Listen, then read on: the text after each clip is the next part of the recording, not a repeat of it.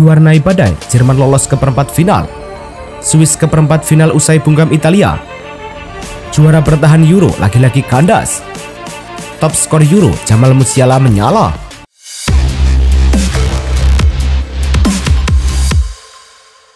Halo Soccer Mania, kembali lagi di Blessing Soccer News. Kali ini kami sudah siapkan berita-berita terbaru seputar dunia sepak bola. Tentunya untuk kalian semua, selamat menyaksikan. Swiss versus Italia di babak 16 besar tersaji di Olympia Stadion, Berlin. Italia tampil buruk sendiri menit awal. Mereka tak bisa membuat banyak di babak pertama dan sudah kebobolan pada menit ke-37 setelah Remo Freuler menjebol jala Gianluigi Donnarumma. Misi bangkit Italia makin sulit setelah mereka dijebol lagi Swiss di awal babak kedua. Adalah Ruben Vargas yang menjebol jala Donnarumma pada menit ke-46. Hingga laga berakhir, Italia tidak bisa membalas dan harus tersingkir setelah kalah 0-2. Kemenangan ini mengantar Swiss ke babak 8 besar Euro 2024. Swiss menunggu pemenang laga Inggris versus Slovakia. Jerman versus Denmark pada pertandingan babak 16 besar Piala Eropa 2024 di BVB Stadion. Jerman berhasil memecah kebuntuan pada menit ke-53 saat Kai Havertz mengeksekusi penalti ke pojok kiri gawang Schmeichel. Jerman malah menggandakan keunggulan pada menit ke-68. Jamal Musiala mudah saja melakukan soloran ke kotak penalti dan menjebol gawang Schmeichel dari jarak dekat. Dengan hasil ini, Jerman melaju ke babak 8 besar dan akan menunggu pemenang partai Spanyol versus Georgia. Satu nama yang menjadi pembeda dalam laga Italia versus Swiss adalah Ruben Vargas. Pemain klub Bundesliga Jerman FC Augsburg itu menjadi mimpi buruk bagi Gli Azzurri. Gelandang berusia 25 tahun tersebut menciptakan 1 assist dan 1 gol dalam laga ini. Assist diberikan untuk gol Remo Freuler pada menit ke-37, sedangkan Vargas mencetak gol indah melalui tendangan blessing pada menit ke-46. Vargas tak kenal henti berlari dari sisi sayap kanan pertahanan Italia. Ia beberapa kali melakukan tusukan ke kotak penalti Italia. Meski tak bermain selama 90 menit, peran Vargas bersama Granit Xhaka perlu diacungi jempol. Ruben Vargas dapat banyak pujian pada kemenangan Swiss atas Italia. Vargas tampil bagus dengan 1 assist dan gol. Namun ada juga peran spesial Granit Xhaka yang patut dapat pujian. Granit Xhaka sangat dominan di lini tengah Swiss. Pemain dengan nomor punggung 10 itu tercatat 101 kali menyentuh bola. Xhaka juga selalu menang pada duel-duel yang dilakukan. Bahkan dikutip dari Squawka, Granit Xhaka jadi pemain yang paling banyak melepas umpan di sepertiga akhir lapangan, 16 kali untuk Swiss. Kekalahan ini menandai berlanjutnya mimpi buruk Italia saat berhadapan dengan Swiss, sebab Swiss pernah secara tidak langsung mendepak Italia dalam upaya ke Piala Dunia 2022. Italia kala itu berada dalam satu grup di kualifikasi dan bersaing ketat. Mereka mengoleksi poin yang sama menuju laga terakhir, saat kemudian Italia ditahan Irlandia Utara 0-0 dan Swiss membantai Bulgaria 4-0. Hasil itu lantas mengirim Italia ke playoff dan kalah dari Makedonia Utara. Bisa dibilang kegagalan Italia mengatasi Swiss dalam 2 pertemuan, imbang 0-0 dan 1-1, memicu kegagalan mereka ke Piala Dunia tahun 2022. Dilansir 11v11, Italia sejatinya punya catatan apik saat bersua Swiss. Dalam 11 pertemuan terakhir sebelum Euro 2024, Italia tak pernah kalah dari Swiss. Mereka punya catatan 5 kali menang dan 6 kali imbang. Sekarang catatan itu pupus sudah. Setelah menanti 11 laga, Swiss mampu mengalahkan Italia. Torehan ini juga menambah catatan kekalahan Italia jadi 8 dalam 61 pertemuan di semua ajang dengan Swiss. Italia pun mesti pulang dengan tangan hampa, apalagi setelah penampilan yang dianggap tidak begitu gemilang pada fase grup.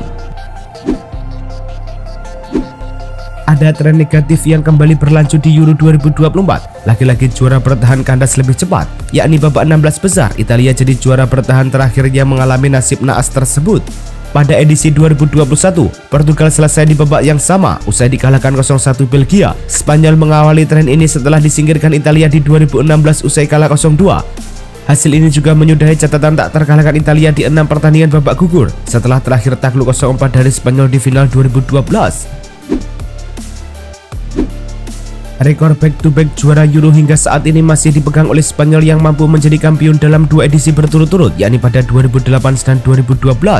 Saat itu Spanyol berhasil menjadi juara Euro 2008 di Austria dan Swiss. Kemudian Spanyol juara lagi di Euro edisi berikutnya pada 2012 di Polandia dan Ukraina, usai mengalahkan Italia 4-0 di laga final. Dari edisi pertama Euro pada 1960 hingga 2024, baru Spanyol yang bisa menjadi juara back-to-back. Rekor itu pun masih dipertahankan Spanyol. Timnas Italia menelan kekalahan ketika berjumpa Swiss di babak 16 besar Euro 2024. Pada duel tersebut tidak ada nama Riccardo Calafiori di skuad Italia. Padahal Calafiori jadi andalan Italia di fase grup Euro 2024. Pelatih Luciano Spalletti selalu memainkan bek berusia 22 tahun itu. Dia tampil cukup konsisten walau bikin gol bunuh diri lawan Spanyol. Namun Calafiori dapat kartu kuning saat menghadapi Kroasia. Ini adalah kartu kuning kedua yang didapat Calafiori di Euro 2024. Dua kartu kuning itulah yang membuat Calafiori absen di babak 16 besar. Dia dapat sanksi 1 laga. Italia tidak mampu berbuat banyak dalam duel lawan Swiss di babak 16 besar Euro 2024. Setelah pertandingan, Gianluigi Donnarumma langsung menuju ke arah tribun yang berisi supporter timnas Italia. Mantan pemain AC Milan tersebut lalu memperlihatkan gestur minta maaf. Dikutip dari Football Italia, namun permintaan maaf tersebut ditolak oleh supporter Italia yang masih marah. Gianluigi Donnarumma pun memaklumi sikap supporter. Di situasi krisis ini, Donnarumma mengakui bahwa ia tidak bisa berbuat banyak selain berusaha meminta maaf kepada supporter. Dilansir Opta, setidaknya ada 2 fakta pilu lain yang mewarnai nasib apes Italia tersingkir di 16 besar Euro. Fakta pilu pertama yakni menyoal kegagalan Italia yang mencapai perempat final untuk pertama kalinya sejak 2004 silam. Lalu, fakta pilu kedua yakni soal runtuhnya sejarah emas yang selama ini ditorehkan Italia di Euro. Untuk pertama kalinya, Italia merasakan pahitnya 2 kekalahan dalam satu edisi turnamen Euro. Sebelumnya, Italia tidak pernah sekalipun menelan 2 kekalahan di satu edisi Euro dalam sejarah. Sekalipun baru memenangkan 2 gelar, tapi Italia tidak pernah kalah lebih dari 1 kali dalam sejarah Euro. Jerman mampu mencatat nirbobol pada duel lawan Denmark. Catatan ini bukan karena performa apik Manuel Neuer di bawah Mister, akan tetapi juga performa solid Rudiger. Bek tengah berusia 31 tahun itu mampu menjalankan tugas dengan baik. Rudiger tidak memberi banyak ruang pada Rasmus Højlund yang jadi target utama serangan Denmark.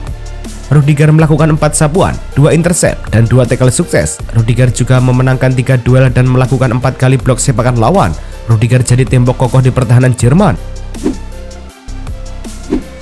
Duel timnas Denmark melawan timnas Jerman di babak 16 besar Euro 2024 sempat ditunda. Penyebabnya adalah cuaca buruk di Signal Iduna Park, Dortmund. Pertandingan ditunda saat laga memasuki menit ke-33. Saat itu, hujan dan petir turun dan situasi tidak memungkinkan untuk melanjutkan permainan.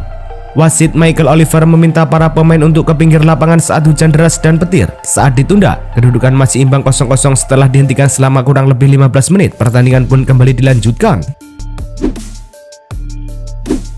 Denmark memberikan perlawanan sengit pada Jerman pada laga 16 besar di Dortmund. Setelah babak pertama berakhir tanpa gol, Denmark lebih dulu menggetarkan gawang Jerman di awal babak kedua. Anderson mampu memanfaatkan kemelut di muka gawang di menit ke-48. Tendangan kaki kiri Anderson tidak bisa dihalau oleh Manuel Neuer. Namun, gol tersebut dibatalkan oleh wasit usai pantauan lewat VAR. Dalam pantauan VAR, ujung jari kaki Delaney dinyatakan offside dalam tampilan garis pantauan lewat VAR. Hal itulah yang kemudian jadi dasar wasit Michael Oliver memutuskan untuk menganulir gol tersebut. Persaingan top skor Piala Eropa 2024 mengalami perubahan usai laga babak 16 besar. Kemenangan Jerman atas Denmark di Westfalen Stadion mengantar Jamal Musiala ke posisi teratas. Musiala mencetak gol kedua Jerman setelah eksekusi penalti Kai Havertz. Itu adalah gol ketiga Musiala di Euro 2024, sejajar dengan penyerang Georgia, Georges Mikautadze. Musiala memang sudah memainkan 1 laga lebih banyak, namun melihat Georgia bertemu lawan berat, Spanyol di babak 16 besar akan sulit buat Mikautadze menambah gol-golnya. PSV Eindhoven telah menyelesaikan penandatanganan permanen Sergio Rudez setelah masa peminjamannya yang sukses di klub. Juara Eredivisie mengumumkan berita tersebut pada Sabtu sore. Pemain internasional AS itu telah menandatangani kontrak berdurasi 4 tahun yang berlaku hingga tahun 2028.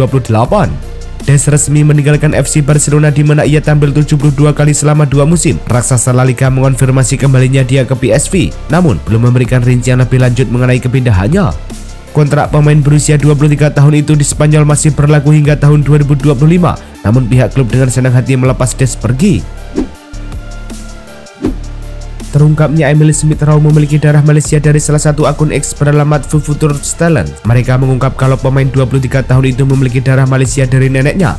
Neneknya diketahui lahir dari Rembau Negeri 9. Nah, si pemain pun mengaku punya darah Malaysia setelah sempat di-email oleh pemilik akun X tersebut.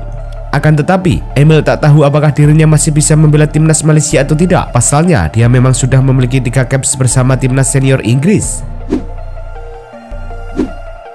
Chelsea telah menyelesaikan perekrutan gelandang Aston Villa, Omari Kellyman, dalam kesepakatan yang bernilai hingga 19 juta pound sterling. Melalui laman resmi mereka, Chelsea resmi mengumumkan keberhasilan mereka untuk mengamankan jasa Omari Kellyman. Gelandang muda Aston Villa itu resmi jadi penggawa The Blues yang baru. Pemain berusia 18 tahun itu telah menandatangani kontrak berdurasi 6 tahun bersama The Blues, di mana ada opsi perpanjangan kontrak selama 1 tahun dan dia akan bergabung dengan rekan-rekan setimnya untuk pramusim di bulan depan. Inter Milan telah menyelesaikan persyaratan kesepakatan untuk Josep Martinez. Nerazzurri menyetujui persyaratan dengan Genoa untuk transfer sang pemain. Menurut Gianluca Di Marzio dan Sky Sport Italia, Inter Milan sendiri diperkirakan akan membayar Genoa sebesar 13,5 juta euro dengan tambahan 2 juta euro dalam bentuk bonus terkait performa untuk jasa Josep Martinez.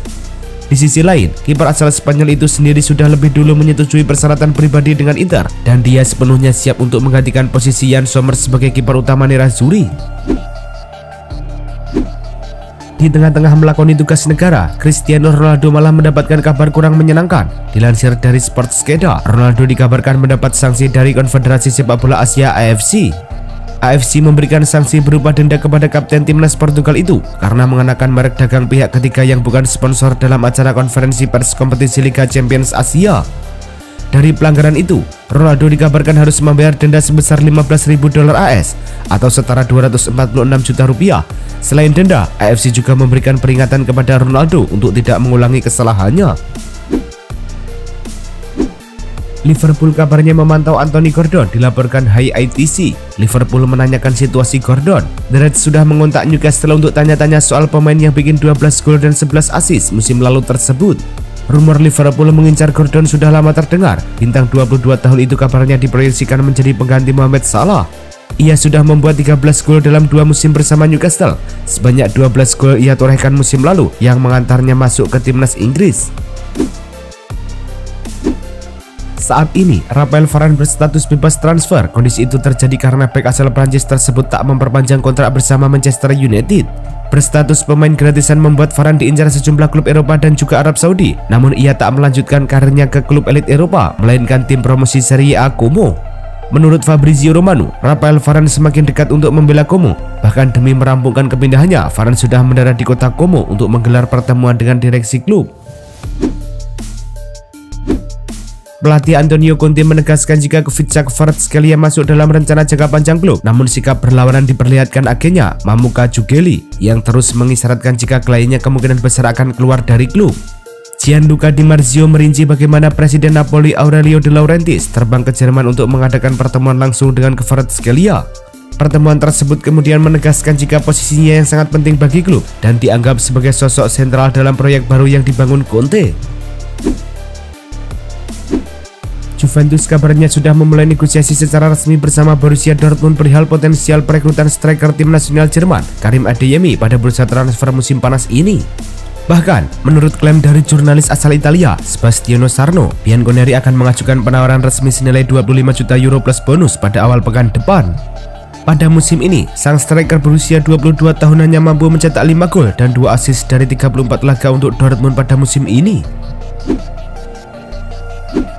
Paulo Dybala memiliki klausul pelepasan sebesar 13 juta euro untuk klub di luar Serie A dan akan berlaku selama bulan Juli. Klausul inilah yang dianggap menarik bagi tim-tim yang menginginkan tanda tangannya. Dybala memiliki 1 tahun tersisa dalam kontraknya dengan Giallorossi, tetapi akan diperpanjang secara otomatis hingga tahun 2026 jika mengumpulkan 50% penampilan selama 3 tahun di klub. La Gazzetta dello Sport menyatakan jika Dybala senang untuk tetap berada di Stadio Olimpico, namun saat ini dia masih menunggu panggilan dari klub untuk mengetahui rencana jangka panjang mereka di musim yang baru. Itulah tadi kumpulan berita-berita terbaru dari kami. Simak terus berita-berita terbaru lainnya dan jangan lupa like, komen, dan juga subscribe.